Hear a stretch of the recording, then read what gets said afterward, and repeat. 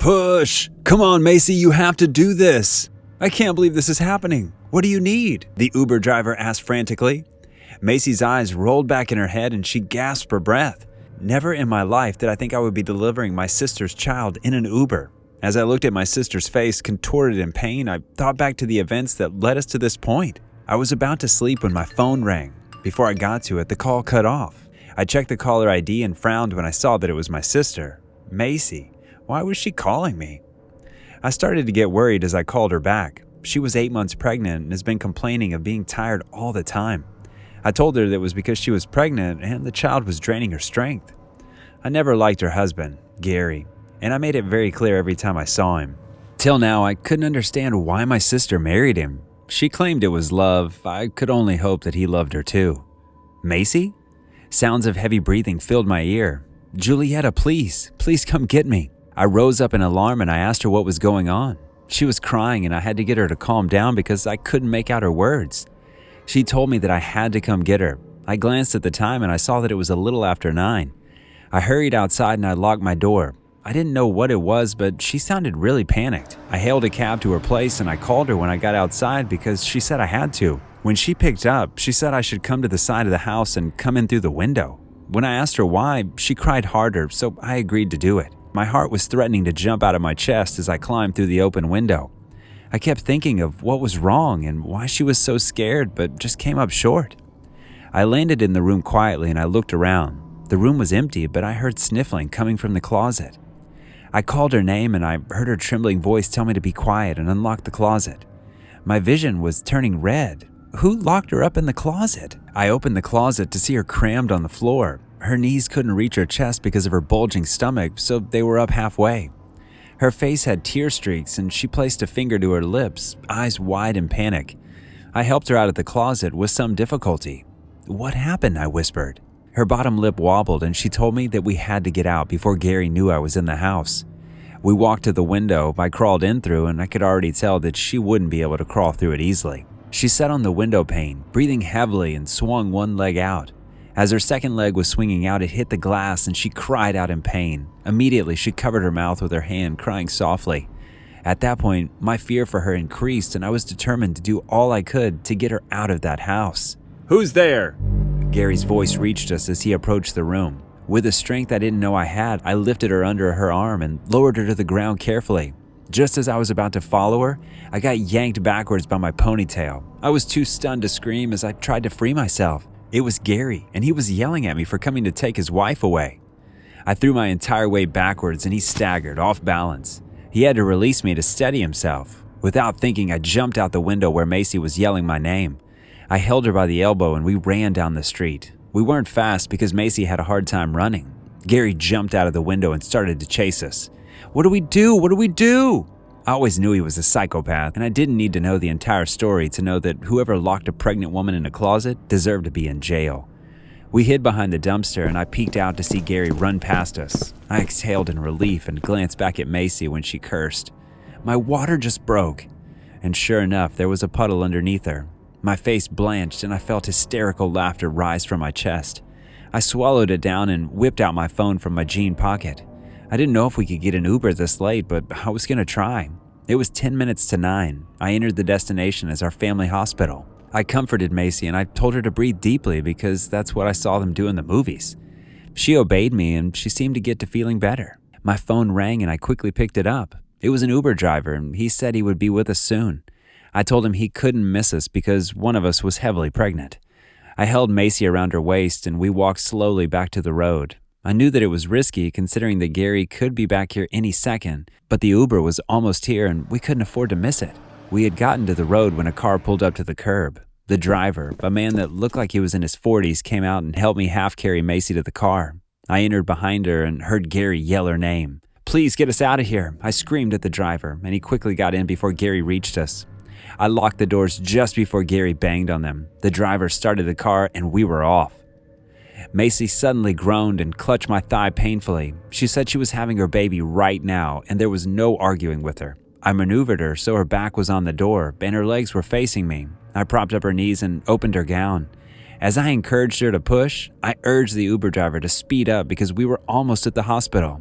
I feel it, ah! Macy cried and I collapsed against the door. "We're here," the driver yelled, and he got out so fast that I was surprised. Thankfully, the nurses saw us and they came out with a stretcher. Macy was taken into the labor room. It was when the doors closed that I remembered that the Uber driver was still beside me. I thanked him profusely and paid him his money. He refused to leave till Macy delivered her baby, an adorable girl. When she got discharged, I took her to my place. I had already gotten a restraining order against Gary, and I hoped we would never see him again.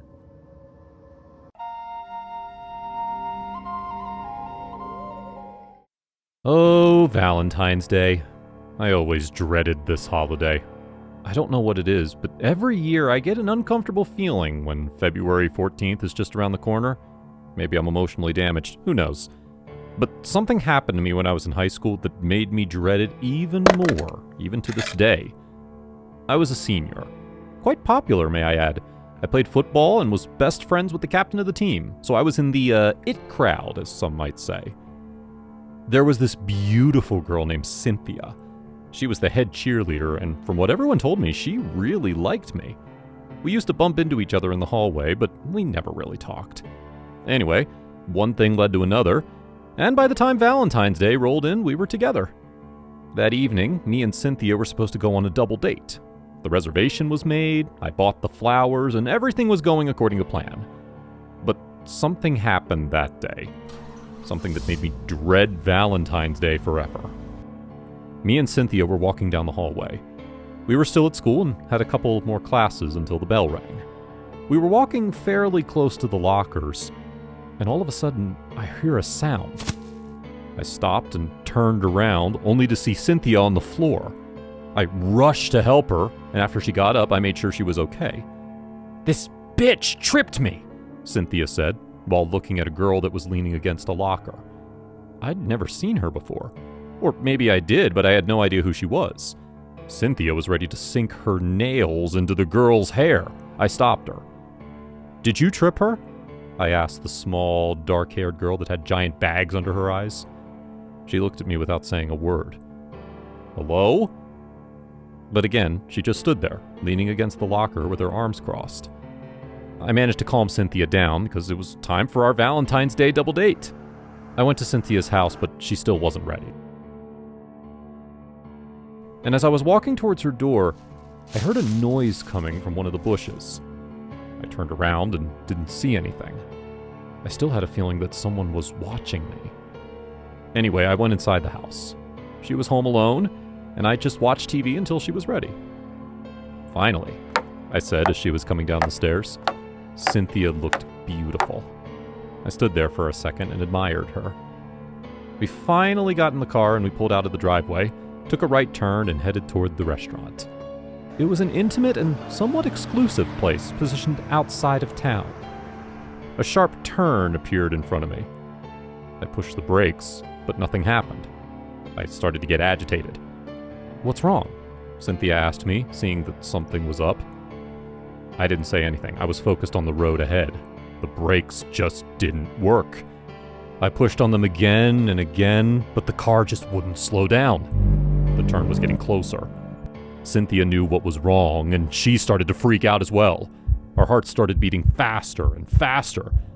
Nothing but a wall was ahead of us. I knew that if we would hit it at full speed, we would easily die.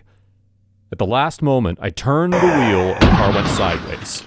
We flipped in the middle of the road and the car stopped. A loud ringing sound was all I could hear. My vision was blurry, and I felt something wet on my forehead. It was blood. I looked to my right, and Cynthia was unconscious. Cynthia, are you okay?" But she didn't respond. I got out of the car through the broken window. My entire body was shaking. I grabbed my phone to call 911. The ambulance came in no time and took Cynthia to the hospital. She only had minor injuries, fortunately. But as I was escorted to another ambulance, I saw something pinned to my rear windshield wiper. It was a small piece of paper folded in half. I took it to see what it was. "Happy Valentine's Day. Hope you make it out alive, at least." And right below the text there was a small doodle. It looked like a broken heart. Later, as I was in a hospital, I found out that someone tampered with my brakes. And I assumed it happened when I parked my car in Cynthia's driveway. I had an idea about who it might be, but I didn't have a chance to confront her. The weird girl that tripped Cynthia? Well, she disappeared, and no one ever saw her again.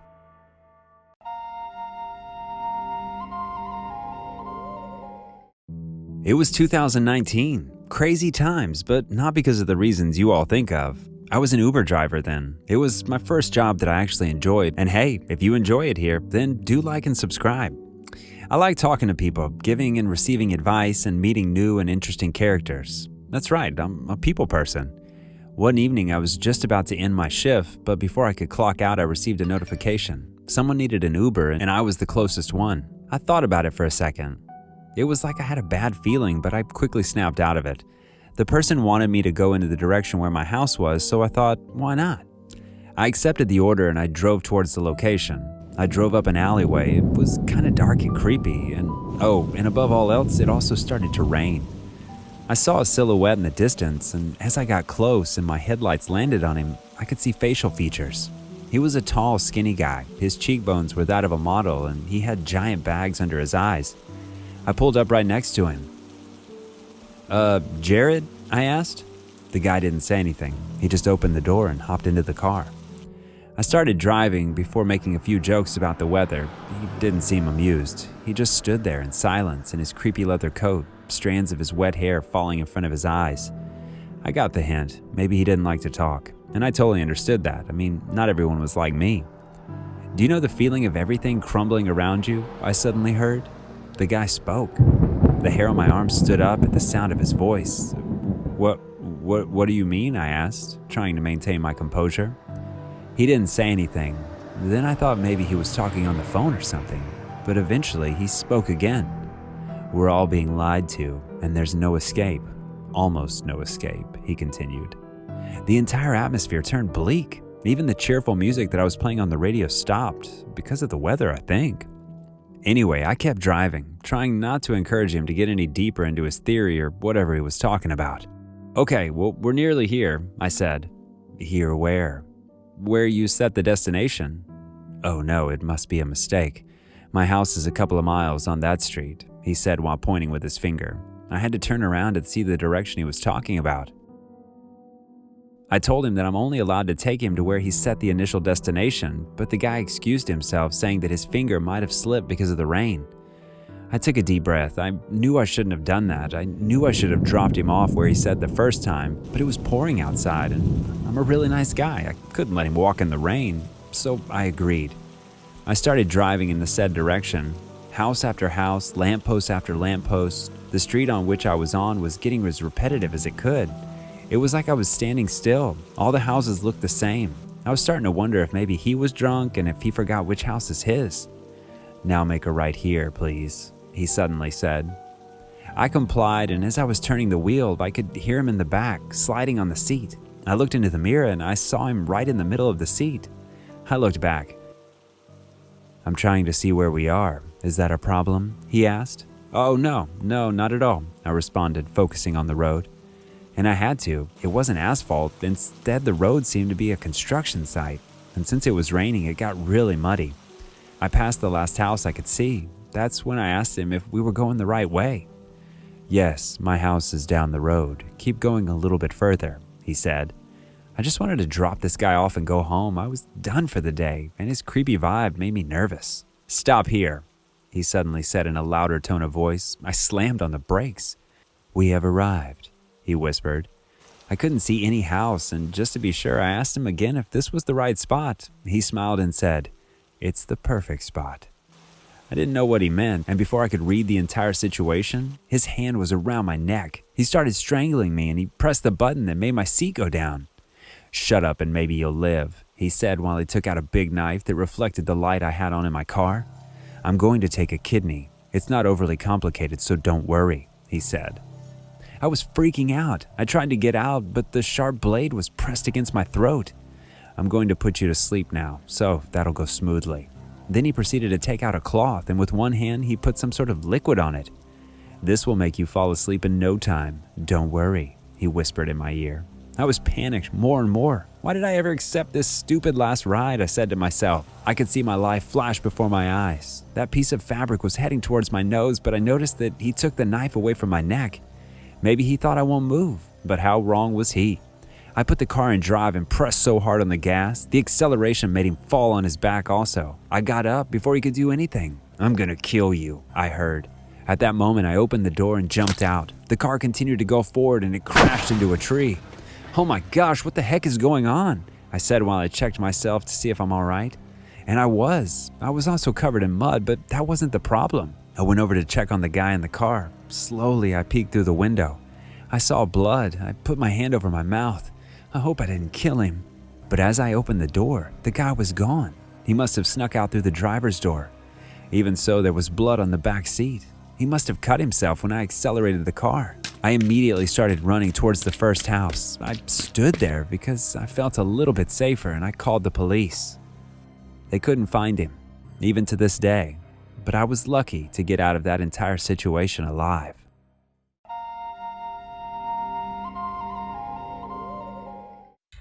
I straightened my tie and checked myself out in the mirror. It was prom night, the biggest night of high school. I gave my reflection a big grin. My mom came into my room and put a hand over her chest. "You look so handsome." I smiled at her. She threw something at me and I caught it by reflex. It was the key to the car. She told me I deserved it, and I wrapped her in a big hug. She laughed and told me to hurry so I wouldn't be late to my prom night. I couldn't believe she gave me her car to drive. It was her prized possession. Since she and Dad divorced, she felt a need to show people that just because she wasn't married didn't mean she couldn't be better off. So she slaved away and got herself a nice car. The same car that was thrumming under my command. I got to school and whistled at the view. There were decorations everywhere. I never knew my high school could be this beautiful. I went to the lunch area since that was the venue for the prom. I saw all my friends with their dates and felt slightly sorry for myself. The one girl I liked probably didn't know I existed. I was determined to enjoy myself no matter what. I drank punch and mingled with the rest of my classmates. We danced and laughed. It was so much fun. A certain brunette caught my eyes and my gaze followed her. She was being dragged out by the captain of the football team. I frowned, wondering what was going on. I followed them out and met them in the hallway. Her name was Lily, and I've had a huge crush on her for as long as I could remember. He was gripping her by her elbow, demanding, "Bitch! Hey, you can't talk to her like that!" He turned to me and scowled. I saw that his hand was still holding Lily's elbow and she was trying to free herself. I pushed him away from her. I had muscle on him, and I knew I could take him down if we got into a fight. Apparently, he realized it too because he walked away, making sure he bumped into my shoulder. I shook my head and I turned to Lily. I asked her if she was fine, and she nodded vigorously. I saw that she was shivering and removed my jacket for her. She muttered a thanks, and I shrugged it off.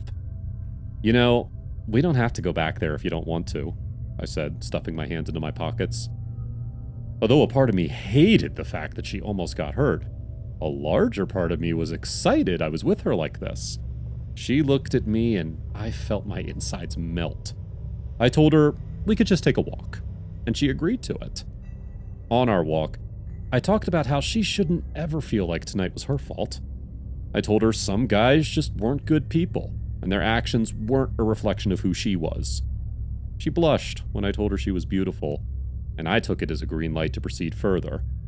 The route we were taking would lead us to the car park. When we got there, I told her that we could just sit in my car because of her heels. She looked relieved and told me she needed to rest her feet. We got to my car, and I opened the door for her, feeling so good. Lily was in my car. Miracles were real. We talked about her, and I got to know her passion for dancing. She got so passionate about it and told me of her dreams to have her own dance studio when she could. The conversation was going so well that I felt like pinching myself to make sure that it wasn't a dream. I didn't know who went in first, but we'd been leaning towards each other since the conversation started. Our lips met and we kissed softly. It was beautiful. She was beautiful. She suggested that we should go for a drive, and I nodded. I would have done anything she asked in that moment. I started driving slowly, turning over once in a while during our conversation to see her face or see her laugh. I reached an intersection and turned to hear what she was saying. "Miles, watch out!" There was a pickup truck approaching us with speed. I swerved, but it was too late. The truck crashed into her side, and everything seemed to slow down. The car somersaulted. There was something digging painfully into my right leg, but I didn't mind that. I was screaming at Lily to wake up, even though I knew there was no way she could. Her neck was sliced open, and blood was pouring out. I couldn't breathe well, and dark spots appeared in front of me.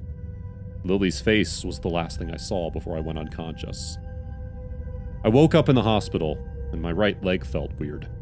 I opened my eyes slowly, and it took a while for them to adjust to the bright light. My mom rushed to my side, sobbing in relief. She ran out to call the doctor. I swallowed dryly. My throat was so parched. What was that strange tingle in my leg? The doctor came in, leading my mom. He came to me and checked the monitors attached to my body. "Where's Lily?" I asked him. The doctor looked at me sadly. "She's gone."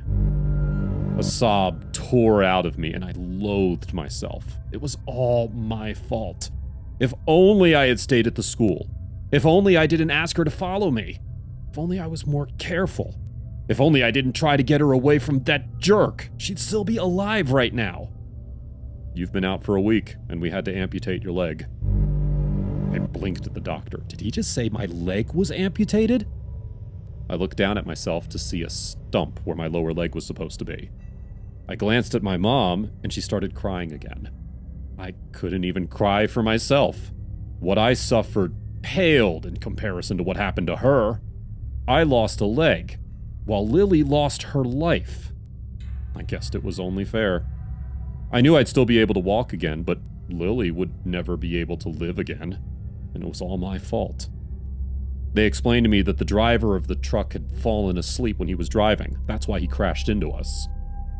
Prom night for most people was memorable because of good things. I'd never forget my prom night because it was the worst day of my life. It was the reason I wore metal on my leg, and the reason guilt wrecked me.